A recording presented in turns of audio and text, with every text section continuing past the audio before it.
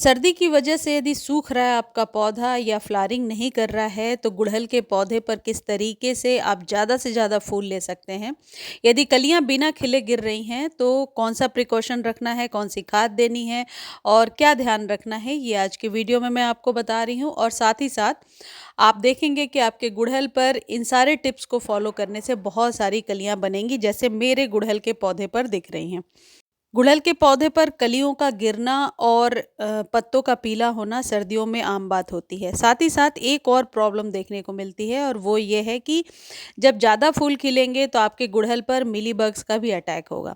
अच्छा, इस खाद से फूलों का जो साइज़ है वो भी बड़ा निकल कर के आएगा। देखिए, जैसे मेरे पौधे पर शुरुआती दौर में इस तरीके से मिली बग्स चिपकना शुरू हो गए हैं और कलियों के आस-पास ही चिपकते हैं। तो एक चीज़ आप इसमें ये कर सकते हैं कि एक तो मैनुअली आप बहुत ध्यान रखिए कि आसपास वाइट चिपचिपी सी चीज़ दिख रही है तो उसको या तो पानी फोर्स के साथ डालिए और हटाइए या हाथों से ही उसे हटा दीजिए। यदि शुरुआती दौर में ही आप गुड़हल के ऊपर से ये मिलीबग्स हटा देते हैं तो चींटियाँ इसको इधर-उधर नहीं लेकर जाएँगी और ये फैलेगा नहीं।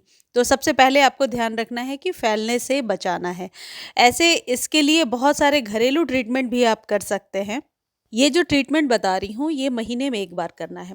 आपको इतना बड़ा फिटकरी का टुकड़ा लेना है और 5 मिनट तक इसे पानी में डाल कर के रखना है। पानी आप 1 से 2 लीटर ले सकते हैं यदि 3 से 4 गमलों के लिए बना रहे हैं। और एक बॉल में आपको 4 से 5 एलोवेरा पीस लेना है और इन दोनों को एक साथ मिक्स कर देना है, पानी को और एलोवेरा को। फिटकरी जब आप पानी में डालेंगे तो 5 मिनट बाद कुछ इस तरीके से नज़र आएगा। फिटकरी को निकाल कर के वापस रख दीजिए। ये जो फिटकरी है बहुत आसानी से आपको एलम के नाम से मिल जाएगा। देखिए, ये एलोवेरा है। एलोवेरा मैंने कम 3 से 4 इंच के लिए थे, 4 या 5। एलोवेरा की संख्या ज़्यादा कम हो सकती है। एलोवेरा मिक्सर ग्राइंडर में एक बार में ही पीस जाता है अच्छे से। इन दोनों को मिक्स कर लीजिए। एलोवेरा को पीसने के लिए पानी आप अपने हिसाब से ले सकते हैं और इसको डायरेक्टली आप सॉइल में डाल सकते हैं और सबसे अच्छा तरीका है कि इसको छान लीजिए और छान कर स्प्रे कर दीजिए उस जगह पे जहाँ पर कि मिलीबग्स का अटैक हो रहा है, या पत्तों पर भी अच्छे से यदि आप स्प्रे कर देंगे। अब यहाँ पर एक चीज़ प्रिकॉशन ज़रूर रखिए कि फिटकरी को ज़्यादा देर तक नहीं रखना है, 5 से 10 मिनट तक ही पानी में घोल कर रखना है। फिटकरी ज़्यादा सर्दियों में देने से आपके पौधे को नुकसान भी हो सकती है। इसके लेकिन रेगुलर यदि फिटकरी का इस्तेमाल आप अपने पौधे पर सालों भर यदि करते जाते हैं मंथ में 1 बार, तो रिज़ल्ट आपको बेहतरीन ही देखने को मिलता है। जैसे मेरे पौधे की पत्तियाँ पीली नहीं हुई हैं, पत्तियाँ हरी-हरी हैं, तो प्रॉपर केयर तो आपको करना पड़ेगा उसके लिए। तो एक बार आप इसका इस्तेमाल करके देखिए। यदि आपको लगता है कि फिटकरी का इस्तेमाल करना कठिन है, तो एक बहुत ही इससे भी ज़्यादा सरल उपाय मैं आपको बता देती हूँ। आपको लेना है हल्दी, जो एक आपको पता है नेचुरल एंटीसेप्टिक की तरह काम करता है। इतना ही हल्दी लेना है, ये 3 से 4 गमलों पर काम आ जाएगा, आधा चम्मच। और इसमें आपको डिश वॉश सोप या इस जगह पे शैम्पू भी ले सकते हैं, आधा चम्मच के करीब लेकर उसमें डालना है। आप चाहें तो 3-4 लेमन ड्रॉप्स भी डाल सकते हैं, यानी नींबू के जो है रस 3-4 ड्रॉप भी डाल सकते हैं और इसको अच्छे से स्प्रे कीजिए। इसका इस्तेमाल बहुत सालों से बहुत सारे गार्डनर करते हैं, इसमें कोई नई चीज़ नहीं है और ये पौधों के लिए फ़ायदेमंद ही रहता है। अभी तक मैंने आपको सिर्फ़ ये बताया कि मिलीबग से छुटकारा कैसे करना है, और इस चीज़ को देने से कई बार मैंने देखा है कि जिनकी कलियाँ बिना खिले गिर जाती हैं, वो वाली प्रॉब्लम भी सॉल्व हो जाती है। और मिलीबग्स जब आपके पौधे में लगना शुरू होता है, तो इसका नुकसान सबसे पहले ये होगा कि कली खिलेगी नहीं। कली बन तो जाएगी, लेकिन खिलती नहीं है, क्योंकि कलियों के अंदर ही मिलीबग्स चिपके होते हैं और कलियाँ बिना खिले गिरना शुरू हो जाती हैं, पौधा धीरे-धीरे सूखने लगता है। अब आपको क्या करना है, खाद देने के पहले आपके पौधे की सॉइल कुछ इस तरीके की नज़र आनी चाहिए, जैसे मेरे पौधे की सॉइल नज़र आ रही है।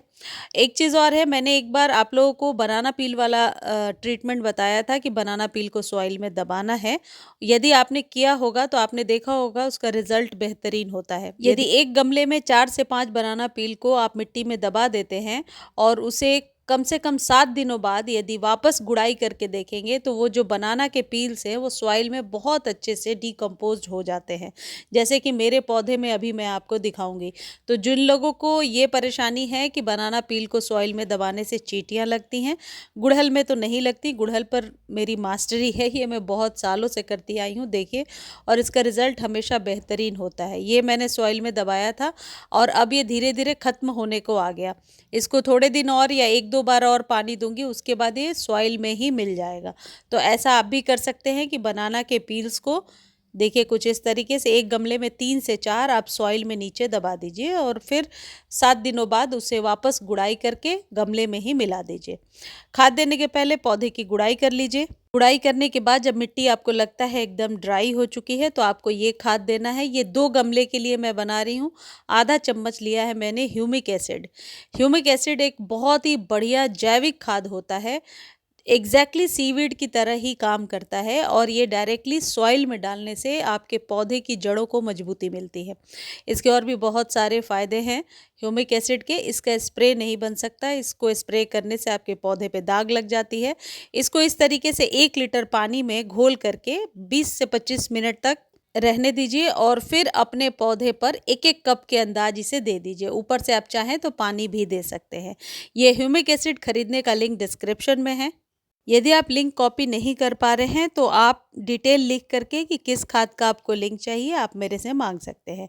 ये सस्ती सी खाद होती है लेकिन पौधे की जड़ों को मजबूती देने में बहुत ही मदद मिलता है और डायरेक्टली सॉइल में दे सकते हैं। सबसे अच्छी बात है, इसको देना कितना है, मंथ में 1 बार ही देना है। सर्दियों में कभी भी ओवर फर्टिलाइज आपको नहीं करना है। पानी का विशेष ध्यान रखिए, जैसी मैंने सॉइल दिखाया आपको, सॉइल उतना ड्राई हो उसके बाद पानी दीजिए। और जब कभी भी खाद दे रहे हैं धूप हो उस टाइम में इस बात का ध्यान रखिए, यानी मॉर्निंग में ही खाद दे दीजिए। सबसे इम्पॉर्टेंट बात है कि गुड़हल को 4 से 5 घंटे की धूप चाहिए। यदि धूप कम मिलता है तो पौधे पर ज़्यादा फ्लावरिंग नहीं होती है। कटाई छटाई करने का ये समय नहीं है। यदि आप प्रूनिंग करना चाहते हैं तो आप 14 जनवरी के बाद यानी कि फ़ेब के फर्स्ट वीक में कीजिए और उसके बाद खाद दीजिए तो मार्च से आपका पौधा अच्छी फ्लावरिंग करना शुरू कर देगा।